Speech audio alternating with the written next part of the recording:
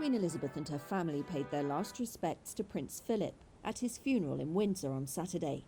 She stood alone as her husband of 73 years was lowered into the royal vault, in a service attended by senior royals, including heir Prince Charles and his sons Princes William and Harry. Elizabeth and her children, grandchildren and a select group of others, just 30 mourners in total, had to be socially distanced at the toned-down service. Archbishop of Canterbury Justin Welby prayed for Philip and praised him for his faith and loyalty, sense of duty and integrity.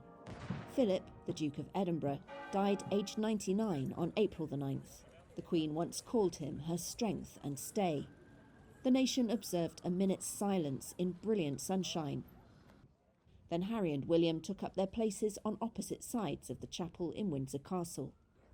Elizabeth has been widowed just as she grapples with one of the gravest crises to hit the royal family in decades.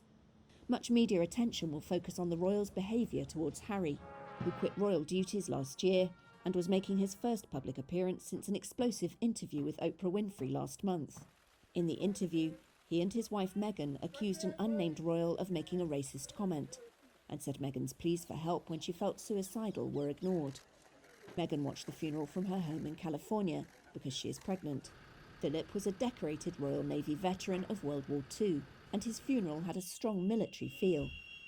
His naval cap and sword lay on top of the coffin with a wreath of white roses, lilies and jasmine from the 94-year-old Queen.